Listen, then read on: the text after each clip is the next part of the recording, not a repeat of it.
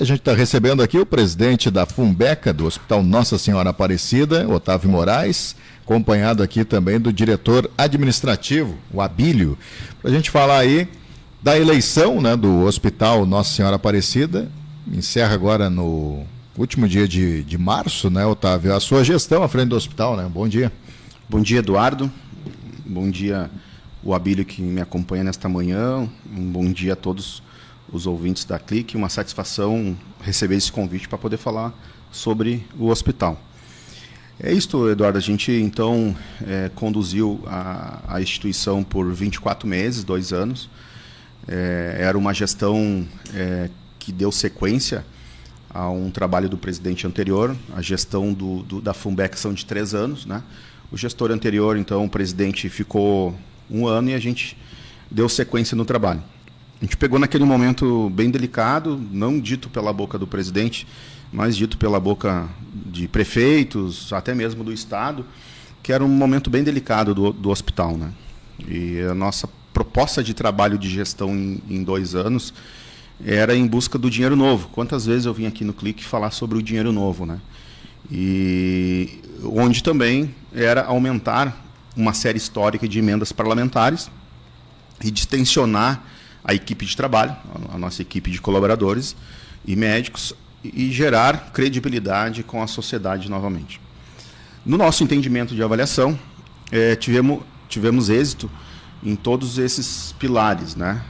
Pegamos o hospital com mais de 1.200.000 de déficit, né? E fechamos o 2024 com 560 mil de déficit. Então a gente derrubou aí mais de 700 mil mês no déficit do hospital.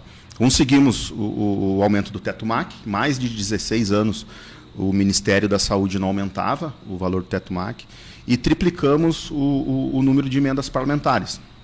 Isso gerou, hoje nós temos, né, uma obra em andamento, né, com dinheiro do governo do Estado. Muitos equipamentos foram adquiridos dentro deste período, estrutura de atendimento, e entende-se, então, neste final de gestão, que se avançou, né, dentro desses pontos, que eram os pontos que a gente tinha feito o planejamento estratégico para 24 meses. Daqui para frente, o próximo presidente, então, tem que, né, ver novos horizontes, avançar em outras áreas que nós não conseguimos ainda avançar, e manter a instituição aberta, uma instituição que hoje atende 16 municípios, uma instituição que passa de 400 colaboradores, uma instituição que beira ali 60 médicos, que tem uma despesa anual aí, beirando 47, 48 milhões no ano. Então é importante a gente reestruturar com uma nova gestão, um novo presidente, e seguir, então, o trabalho feito, né?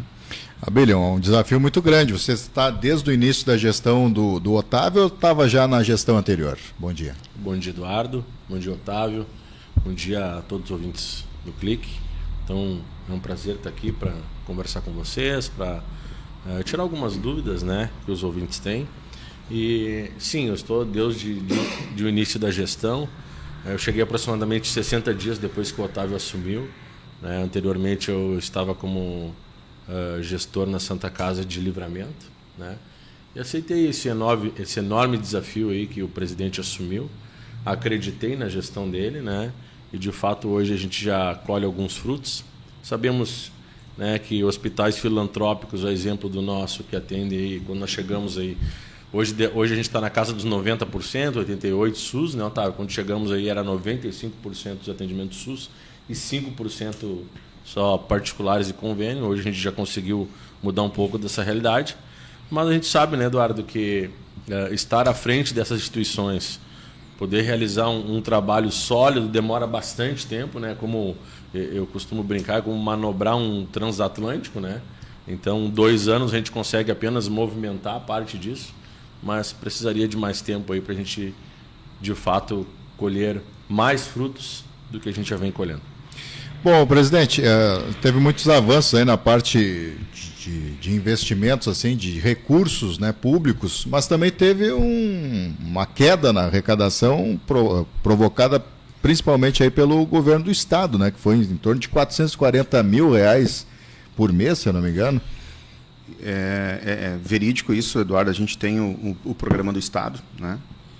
E um programa chamado Assistir, e estava previsto essa assinatura desse contrato, se não me falha a memória, que não quero estar falhando, foi 2019, a assinatura desse contrato, que previa, né, até o final de 2020 e 2021 esta redução. O que ocorreu? Ali veio o período de pandemia, né?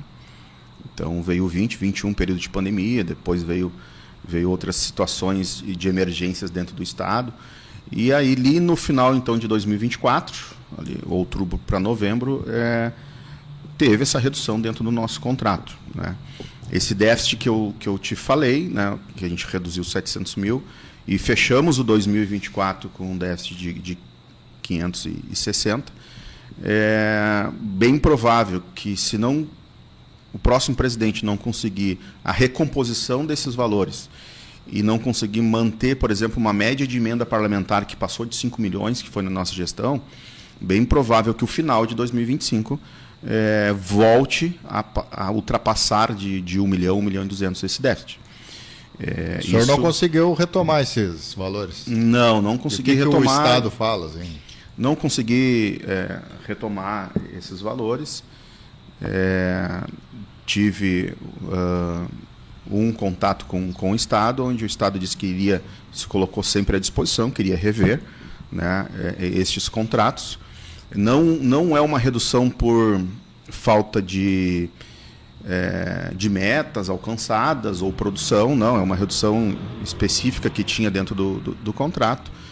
Mas até o momento, né, e aí nós temos uma semana para a eleição, não se teve nenhum movimento desse sentido do Estado. Assim como também a gente conversou com todos os prefeitos eleitos, né? E é importante frisar aqui para o teu ouvinte que nos 24 meses, né, a gente teve um repasse do prefeito Ivo em dezembro de 1 milhão e 100. Este foi o único repasse entre todas as prefeituras que a gente atende no período de 24 meses da nossa gestão. É importante a gente frisar, e a gente entende que esse avanço iria ser importante também, a sensibilidade dos municípios em ajuda, Eduardo. Porque eu caminhei em 2 anos entre 12 hospitais filantrópicos, eu visitei, na estrutura do nosso, né, o mesmo porte do nosso. E todos eles, né, sempre me falaram da seguinte forma: eu apresentei os números para os presidentes dos hospitais e eles, Otávio, o teu problema é que as prefeituras vão ter então que aumentar o repasse para o hospital. Eu não, mas nós não temos repasse. Não tem o que aumentar porque nós não temos repasse. Então eles mesmos ficaram, como assim não tem repasse? Né? Então, hospitais como quais, assim, que são os mesmos? Vou te dar o exemplo, por exemplo, do hospital de Teutônia, que a gente foi visitar.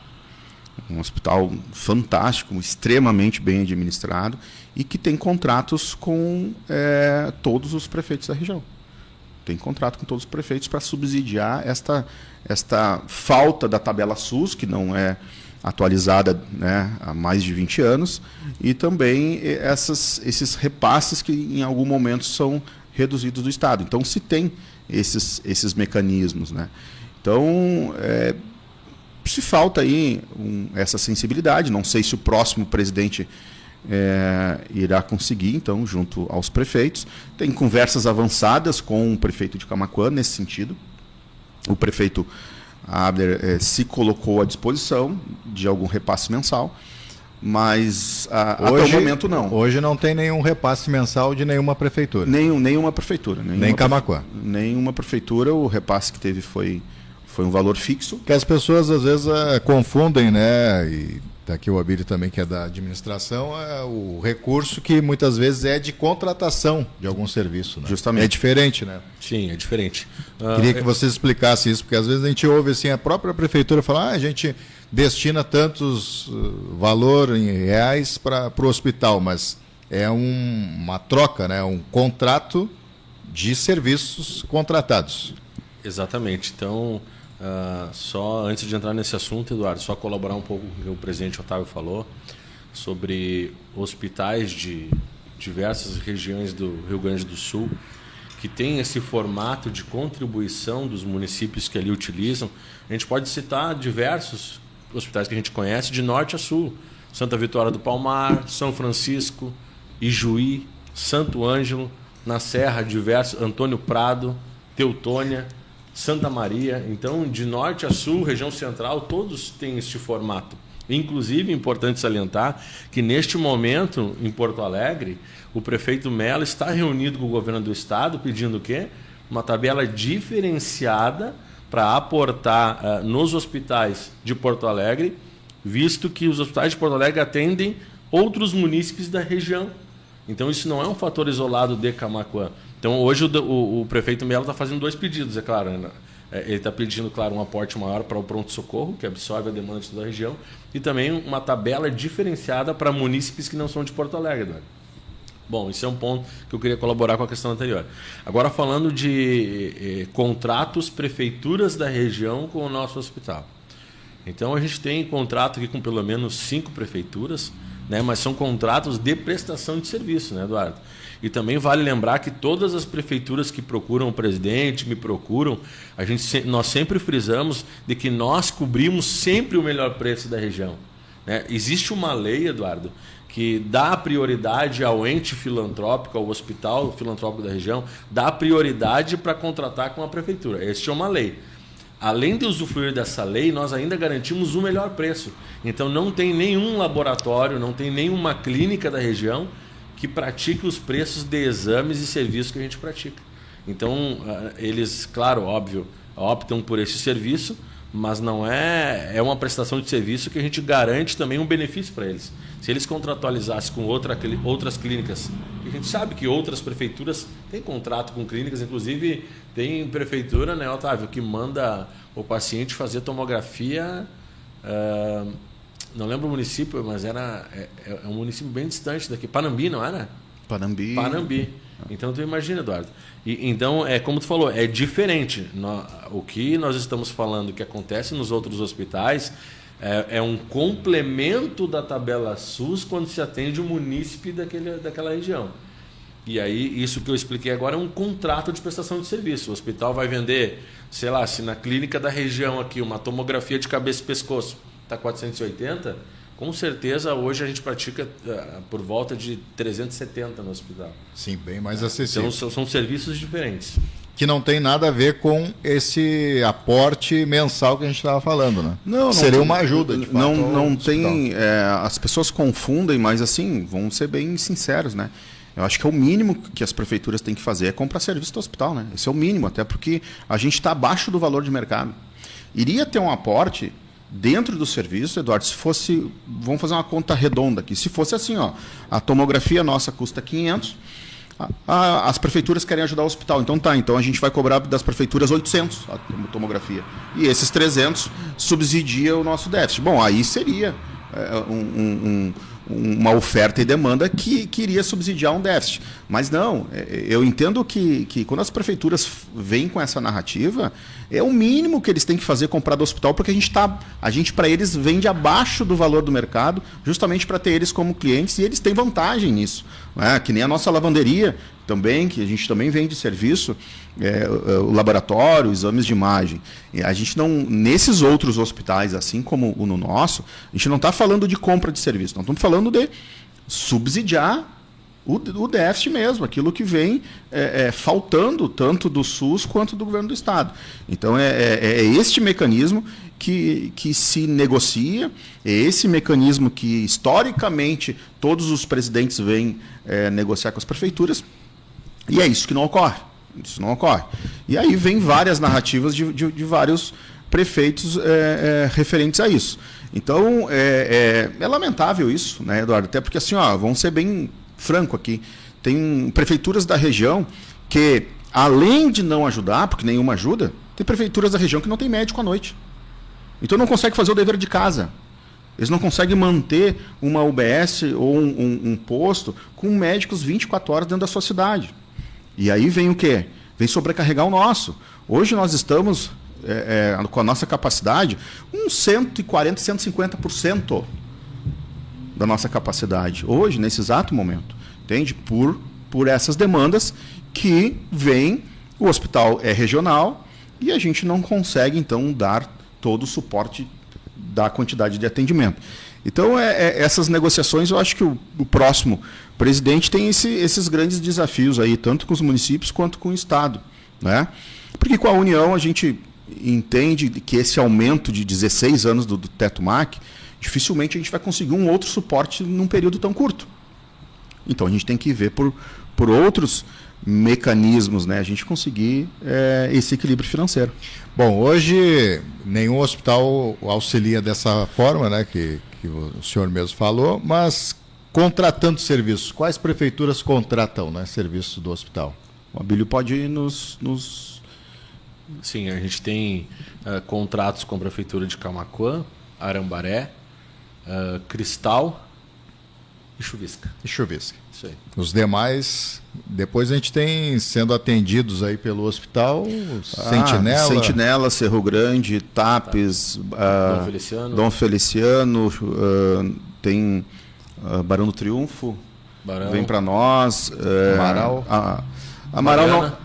Amaral não é referenciado ainda para nós. Eles querem até ser referenciados, mas ainda não são. A gente até teve uma reunião com o prefeito. Então tem todos esses municípios ainda que atendem. E sem falar que na oftalmo a gente ainda pega carbonífera, né? Então vem municípios... Minas do Leão, Butiá, Charqueadas, isso tudo vem da carbonífera para atendimento da oftalmo.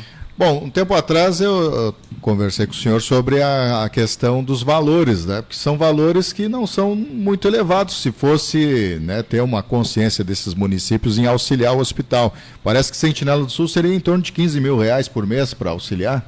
Não sei se eu estou certo nessa análise. Eu te confesso que se eu falar exatamente aqui, eu posso estar falhando sobre os valores exatos. Mas a gente apresentou até há 2 meses atrás, numa audiência que teve no Ministério no TRT, isso, a Abílio me ajuda, aí, no TRT4, o nosso jurídico apresentou um rateio, né, do que falta hoje, né, e sobre o uso dos municípios, sobre porcentagem de uso, justamente para ficar equilibrado. Sim. Então ali são por porcentagens de uso, né? E este rateio foi entregue ali. Então tem municípios que tem essa narrativa, né? O Camaquã usa mais, a cidade X usa menos. Então a gente fez esse rateio está anexado dentro do processo TRT com esse rateio. Então tem municípios mesmo que são, se a gente pegar pelo rateio, são valores que estão ali 10, 15, acho que o Abílio está pegando até a planilha ali. Tem municípios, Eduardo, que é R$7.000 por mês a contribuição. R$7.000? Dentro desse rateio. Depois 16, 28, 29, 40... Então fica próximo disso, a medida é proporcional o quanto é utilizado. A utilização. Eduardo, eu sei hoje qual é depois de Camaquã? Camaquã é o que mais utiliza. Camaquã é o que mais utiliza por uma obviedade, né? Porque tem a procura espontânea, né? Não é que a UPA encaminha, claro, a UPA encaminha os casos graves para nós, mas não é um direcionamento do município, é procura voluntária, né? Por exemplo, o Abílio está em casa, tia, estou com uma dor de cabeça muito forte no peito. Eu vou na UPA. Não vou na UPA. Eu vou no hospital. Mas isso é um pensamento errôneo, né, Eduardo? Sim. Porque a UPA faz a triagem para nós, se é grave, se não é grave. Daqui a pouco o Abílio está com uma enxaqueca, então toma uma medicação ali endovenosa, resolve e vai para casa. Né? Talvez não precisa ficar lá no hospital esperando 3, 4 horas, né, que nem o presidente falou. No sábado nós chegamos a 20 pessoas internadas no pronto-socorro, Eduardo. Então a nossa capacidade do pronto-socorro são 8 pacientes. E no sábado nós chegamos a 20, né? Até é uma questão relevante falar que, inclusive, neste dia, na sexta e no sábado, tiveram prefeituras, não foi a de Camaquã, que registrou boletim de ocorrência porque nós estávamos retendo a maca. A ambulância chegava com o paciente, não tem onde pôr o paciente, Eduardo. Aí, teoricamente, eles teriam que voltar para a sua cidade, né, para continuar o trabalho, mas sem a maca, porque eu não tenho onde colocar o paciente. Então eles registraram o boletim de ocorrência contra o hospital, como se nós estivéssemos nos apropriando de um bem que não seria nosso. Então, isso é uma questão constrangedora, né, Eduardo? Imagina se chega aí algum policial lá, o que o policial ia fazer? Ia nos autorizar a colocar o paciente no chão? Eu acredito que não, né? Então, nós estávamos ali com esta maca para poder dar uma condição melhor para o munícipe. Então, são coisas que acontecem que a gente não entende. E só voltando um pouco da questão ali, Eduardo, que tu frisou muito bem, que é uma contrapartida ao SUS. A gente não está cobrando pelo serviço. Eu costumo dar sempre o exemplo de um antitrombolítico chamado Actilise, que é uma medicação que se utiliza para tirar o paciente do infarto. Tá? Então hoje, e aí, se tiver algum profissional, algum enfermeiro, algum médico nos ouvindo, eu acredito que tenha, pelo tamanho da audiência, me perdoem se eu me equivocar aqui em alguma expressão, porque eu não sou médico. Mas enfim, hoje chega um paciente infartado no pronto-socorro, se realiza os exames para ter a certeza do diagnóstico e se usa um antitrombolítico chamado Actilise. Tá? O Actilise é uma ampola de 50 gramas e se utiliza uma ampola para cada 50 quilos. Tá? Então, dificilmente vai chegar um paciente que tu vai usar uma ampola. Normalmente são 2 ampolas. O hospital paga hoje R$ 2.500 por cada ampola. Então nós estamos falando que se o Abílio chegar lá, eu ainda não estou dentro das 3 ampolas, viu, presidente? Só 2. É só 2. Só 2. O Abílio vai utilizar 2 ampolas e vai ter um custo só desta medicação de R$ 5.000. Para tirar o Abílio do infarto e para dar uma sobrevida para dar tempo da remoção. Tá? Se esse for o diagnóstico do médico. R$ 5.000 o hospital pagou por essa medicação. O SUS me paga por 2 ampolas R$ 1.350. Então isso é a contrapartida que o hospital fala, Eduardo. A gente não quer ter lucro em cima de nenhum serviço. É somente pagar o que foi utilizado. Somente isso.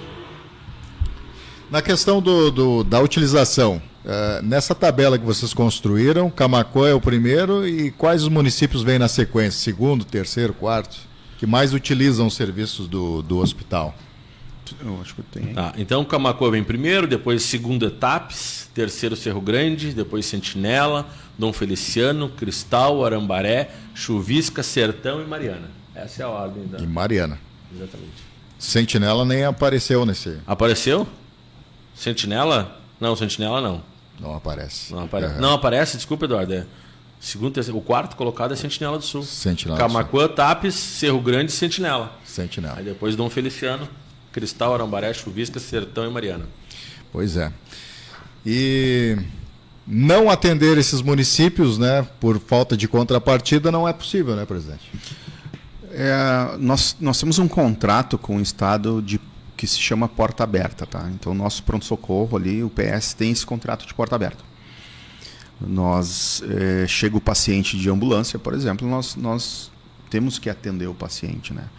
O que a gente faz campanhas e orienta são os pacientes, Eduardo, por exemplo, que classificam como a ficha azul, a verde, que são aquelas fichas que não têm o risco eminente de morte, que então a gente orienta, não lá, mas orienta numa campanha na mídia que a gente faz, a gente sempre fala isso quando vem na mídia, de primeiro buscar o posto de saúde, buscar, no caso de Camaquã, a UPA, para depois...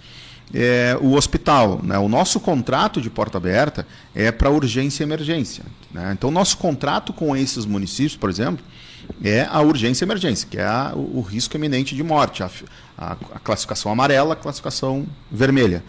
Então, isto impede não aceitar esses pacientes, entende? Então, a solução que entendo eu que teria que ter era justamente a cooperação de entender a necessidade da gente estar ali como hospital regional e dar suporte para a gente conseguir entregar o atendimento adequado ao paciente do município. Não é intenção não atender o paciente. Né? O hospital não tem intenção de não atender os pacientes. A intenção da administração e de uma diretoria sempre for de em busca de recursos que a gente possa subsidiar para dar todo o suporte necessário nesse sentido. E é isso que a gente não consegue construir com as prefeituras. Presidente, por esses são os motivos do senhor não continuar com a sua gestão, porque todos os demais presidentes, com exceção do anterior ao seu, que acabou desistindo, foram à reeleição, né? O senhor não vai à reeleição por quê?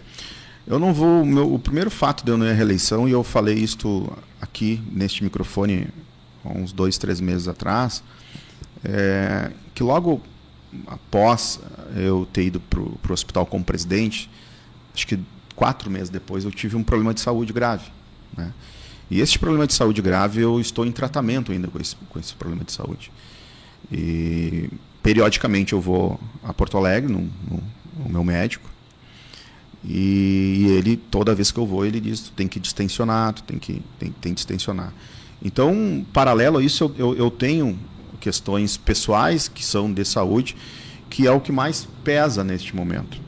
O outro, Eduardo, é que a gente realmente se propôs há 2 anos. Quando a gente veio aqui, e até nosso discurso de campanha na eleição, era uma proposta de 2 anos, era uma proposta de dizer: olha, nós precisamos buscar dinheiro novo, nós precisamos restabelecer credibilidade da sociedade com o hospital, credibilidade com os colaboradores, credibilidade com os atores, que são vereadores, deputados e prefeitos. E isso a gente entende que nós cumprimos dentro de um planejamento estratégico de 2 anos aquilo que a gente se propôs.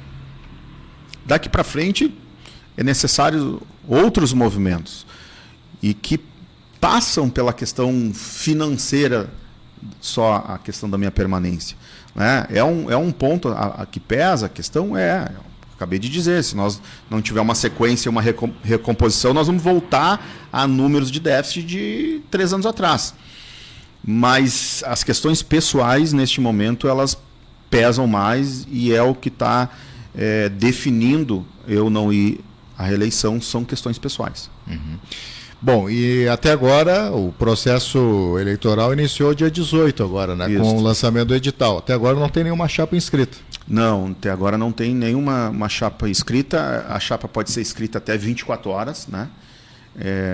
Ou seja, 24 horas não vai dar porque tem o domingo, né? E domingo não vai ter... não, pelo edital acho que são 72 horas. 72? 72, então pelo que eu... Me desculpa a minha falha de não ter lido o edital. Então são 72 horas, né, antes da eleição, para protocolar alguma chapa. Até agora não tem nenhuma. Então, 72, nós estamos falando de quinta? Acredito que sim. Quinta-feira, até quinta, então, para protocolar alguma chapa. E com certeza, protocolando, a mídia vai saber, a gente vai divulgar isso, né? Quem são os nomes. Se não tiver nenhuma chapa, a prefeitura que o que ocorre? O nosso jurídico, Eduardo, já chamou a MP, o Ministério Público, para acompanhar a eleição do dia 31, então vai estar a presença do Ministério Público. E ocorre que dentro do estatuto funciona, né, não tendo nenhuma chapa, o Ministério Público, então, acompanhado da Prefeitura, né, tem que nomear um interventor por algum período, né, ali 30, 60, 90 dias, o interventor até ver quais os mecanismos e quais o caminho que vai se tomar na fundação, né. Então, por isso que se fala de a Prefeitura assumir periodicamente numa intervenção, mas não quer dizer que seja definitivo, a não ser que a Prefeitura queira. E assim também o Estado, né, que pode intervir, né, o Estado pode vir intervir também o hospital. Não sei. Mas não tem o risco do senhor continuar assim por determinação. Não, porque o Ministério Público é informado, o Ministério Público dá todo esse respaldo. Não é uma renúncia. Se fosse uma renúncia, sim. Se fosse uma renúncia, poderia ser que o Ministério Público entendesse que até ter um novo presidente eu teria que me responsabilizar. Mas, no caso, é um término de uma gestão, entende? Que legalmente eu não preciso ir à reeleição. Sim. Né? Eu não tenho a obrigação de ir à reeleição. Eu cumpri legalmente todo o trâmite, todo o período. Então, entendo eu, né? E aqui digo que entendo eu porque eu não perguntei isso no jurídico, uma pergunta que eu não saberia exato, mas entendo eu que não tem essa responsabilidade pós 31 de março. Uhum. Bom, e assim, para quem não sabe, é um cargo que não é remunerado, né? O cargo de presidente não é remunerado, presidente da Funbeca. E ainda tem toda a questão aí do CPF, né? Do presidente está em jogo, né? O senhor sai com algum resquício da administração no seu nome ou sai de forma ilesa, digamos assim? Sabe que todas essas receitas que foram trabalhadas, né, politicamente, o aumento do teto MAC, emendas parlamentares, e é bom frisar aqui, antes que alguém queira ser o pai da criança, porque todos esses movimentos foram movimentos de diretoria. Tanto o aumento do teto MAC com o governo federal, quanto o trabalho de emendas parlamentares, trabalhos de diretoria com os respectivos vereadores, dos deputados, respectivos prefeitos, dos deputados, mas um trabalho proativo de diretoria em busca desse resultado. E esses tributos, né, dentro de uma receita equilibrada, estavam sendo pagos.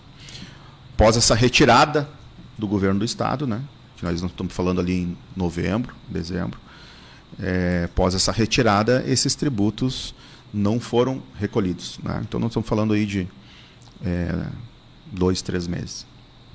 Uhum. Muito bem, Otávio Moraes, presidente aí do Hospital Nossa Senhora Aparecida. Bom, presidente, para a gente encerrar aqui a nossa entrevista, nós tivemos aí uma manifestação ontem, né, do caso Bruno, né, a família, amigos, familiares, né, pedem justiça pelo caso e dizem, né, que houve negligência médica. Foi uma manifestação pacífica ontem em frente ao hospital. Eduardo, antes da gente entrar nesse assunto, eu quero colocar aqui os meus sentimentos a toda a família do Bruno, em nome da esposa do Bruno, a toda a família, os meus sentimentos sobre toda essa situação. E nós somos solidários a todo este processo. A gente prontamente, a diretoria tomou conhecimento do caso via rede social, né? Via um relato de rede social. A partir daquele momento, a gente viu ali que a família pediu os prontuários um dia antes, acho que na segunda-feira. E quando chegou na terça, a família não chegou a procurar a diretoria, tá? A família não tinha procurado a diretoria. Quando chegou na terça, eu cheguei no hospital e disse para o Abílio, eu quero falar com a família. Me consegue os números que eu quero falar com a família. E prontamente, dentro dos prontuários, a gente conseguiu alguns números celulares, a gente marcou, então, na parte da tarde, terça-feira, onde eu e o Abílio recebemos a família, acompanhada da sua advogada. A gente tem, Eduardo, um trâmite legal de pedido de prontuário de qualquer paciente, de 15, 20 dias, né, para entregar esses prontuários. É um trâmite legal que se tem. Mas entendendo a sensibilidade, se colocando à disposição, né, eu disse para o Abílio, junta todos os prontuários e nós vamos entregar hoje, né? Acho que deu o quê? 24, 48 horas depois do pedido. E ali, então, a gente ouviu todos os relatos, a gente ouviu atentamente o que todos os familiares tinham para falar e nos colocamos à disposição, então, de fazer a sindicância. Junto com a sindicância, nós, no ato, entregamos todos os prontuários, todos os documentos que nós conseguimos, num tempo recorde ali, disponibilizar para a família. Entregamos para a doutora, né, a advogada que estava acompanhando, onde no trâmite legal assinou um protocolo de entrega e frisamos ainda, né, naquele momento, eu e o Abílio, que se faltasse alguma documentação, como foi, né, num tempo curto, se faltasse alguma documentação, estamos dispostos à disponibilidade de juntar mais documentos sendo necessário. Por quê? Porque é um direito do paciente e da família. É um direito. Mas, por a gente querer acelerar aquele processo e saber que a gente entende a dor da família, a gente acelerou a entrega dos prontuários. A partir dali, então, o jurídico, né, a doutora que representa a família, no outro dia entrou em contato com o nosso jurídico. E aí estão fazendo todo o mecanismo jurídico para, então, instaurar esta sindicância, aonde é de total interesse da instituição, Eduardo Funbeca, esclarecer. O papel do presidente é de zelar por todos os envolvidos. É zelar pela instituição em si, e zelar pelos colaboradores, zelar por médicos e zelar por pacientes. Esse é o papel da instituição, esse é o papel do presidente. E o caminho que se tem para isto é a sindicância.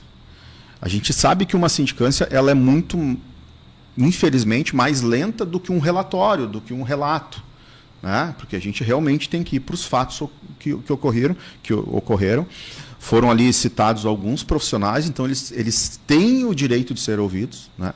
Os profissionais, e isso será acompanhado pela advogada, né, da família, que irá acompanhar dentro da sindicância.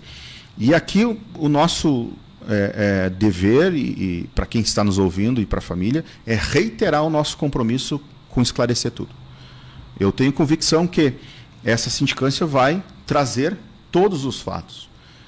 E aí, a partir de todos os fatos, eu tenho a convicção que o judiciário, né, irá tomar as devidas providências, se for sim ou se for não, né?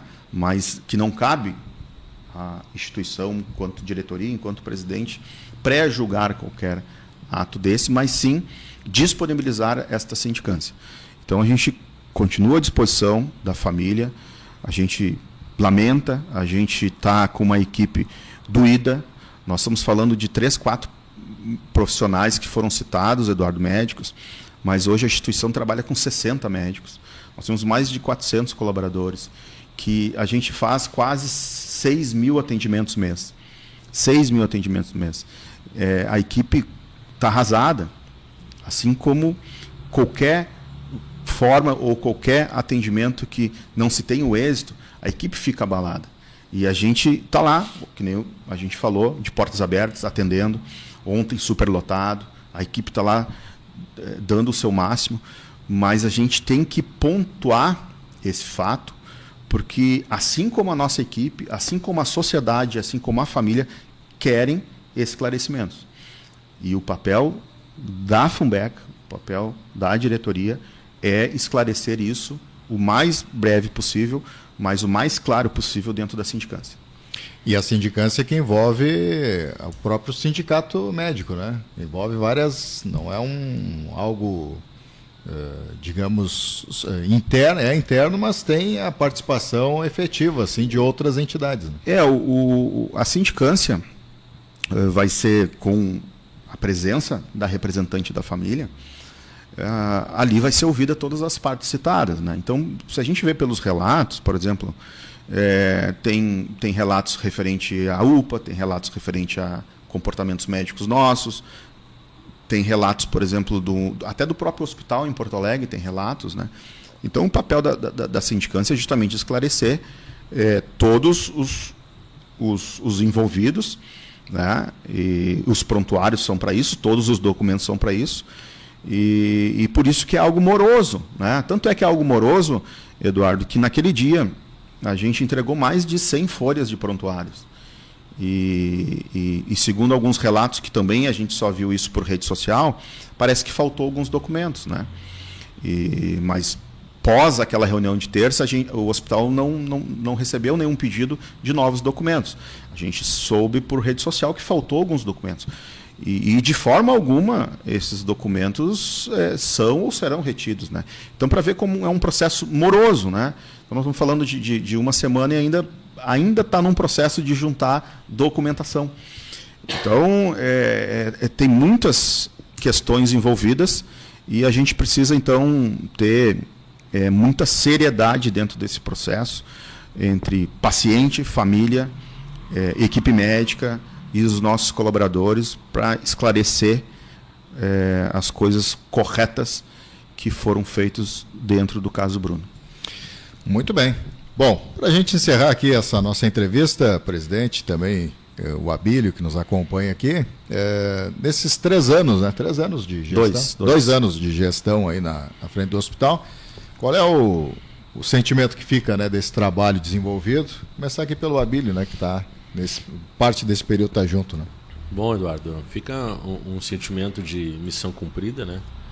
Porque de fato o que o presidente se propôs, o que a equipe toda se propôs a fazer lá no início desses 2 anos, a gente cumpriu, né? Não é fácil estar à frente de uma instituição que recebe 95% de verba SUS e 5% de convênios e particulares. Então a gente conseguiu cumprir o que foi proposto, né? Mas, claro, a gente entende que um hospital deste porte, desse tamanho, precisa de mais tempo para que consiga, né, fazer um trabalho mais apoiado, com uma base mais sólida. Já também quero aqui publicamente agradecer pelo presidente, pelo desafio que me foi proposto, agradecer pela parceria. A gente sabe o quanto ele foi incansável, né, em tudo que coube a ele, aí, fazer todas as manifestações políticas, fazer todo esse permeio aí na União, no Estado, para conseguir colocar o nosso hospital em evidência e também trazer recursos. Que abro um parênteses aqui nesse aumento do teto MAC, a gente sabe que tem inúmeros hospitais, Eduardo, ligando para mim, o presidente, querendo saber qual é o caminho, porque de fato isso não é fácil, tá? Foi um trabalho muito bem costurado, né? Só para tu ter uma ideia, o governo do estado do Rio Grande do Sul está com uma defasagem no teto MAC de mais de 20 milhões. Né? E o presidente foi lá em um ano, em menos de um ano, né, o presidente conseguiu realizar esse aumento. Então é de fato, como diz o nosso hino, uma façanha. Né? Então agradeço ao presidente pelo desafio, pela parceria desses 2 anos aí, e eu sigo à disposição, como a gente falou aqui fora do ar, né? O meu cargo é um cargo técnico. Pode ser que o outro presidente não queira que eu continue, não tem problema, mas a gente está à disposição para fazer a transição aí, Eduardo. Presidente, qual é o sentimento que fica e quais os próximos caminhos aí do Otávio Moraes? Eduardo, as pessoas próximas de mim sabem que eu não sou muito de me envolver em polêmicas em redes sociais, muito menos em grupos de WhatsApp, quando eu não concordo com algo ou concordo. Eu sempre acabei, né, me envolvendo dentro das entidades, levantando a mão e dizendo, em vez de criticar, eu levanto a mão para ajudar. Sempre foi uma característica minha. Não foi diferente com o hospital. E aqui quero relembrar todos os presidentes que passaram ali. Me vêm os 2 últimos que eu quero citar, que é o Márcio e o José Almiro, para dizer que, voluntariamente, nenhuma diretoria, nenhum presidente vai numa instituição da envergadura que é o Hospital Nossa Senhora Aparecida para não fazer uma boa gestão.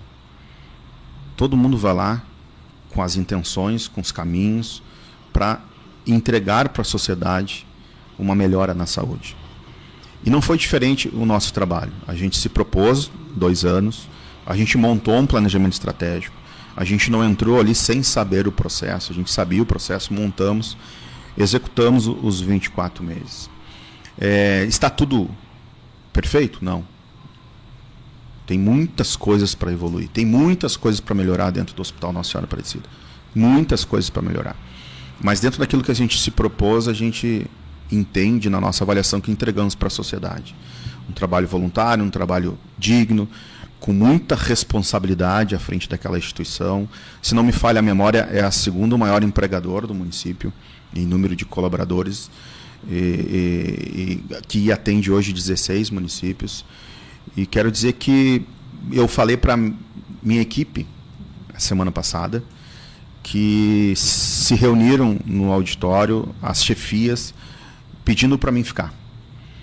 Assim como veio um grupo de médicos pedindo para mim ficar, e eu disse para todos eles que eu só aprendi com eles todos. Eu não contribuí nada, a não ser entender e ter empatia e se colocar no lugar do próximo.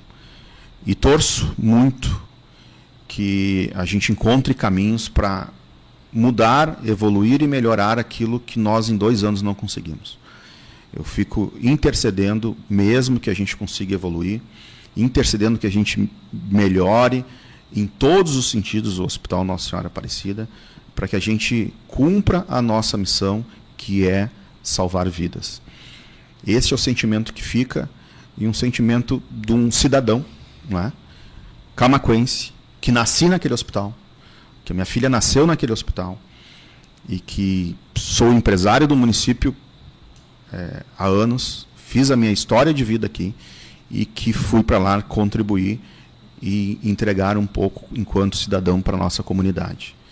Mas, infelizmente, nesse momento, precisamos novos ares, precisamos novas pessoas para dar sequência nesse trabalho. Então, agradeço a minha equipe, em nome do Abílio aqui, eu quero agradecer a todos os diretores, a toda a equipe, quero agradecer a todos os mais de 400 colaboradores, eu quero agradecer aqui a todos os médicos, quero agradecer aqui a todos porque, incansavelmente, sim, quase 6 mil atendimentos por mês, todos os meses, incansavelmente, essa equipe luta com tudo que se tem à disposição para entregar o melhor.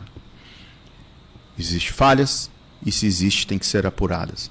Mas diariamente essa turma está ali para fazer o melhor para a nossa população. Otávio Moraes, Abílio, obrigado pela presença aqui. Sucesso e até dia 31, então, na eleição, que vai ser segunda-feira, né? Segunda-feira é a eleição, primeira chamada às 4 da tarde, segunda chamada às 4h30 para as entidades mantenedoras.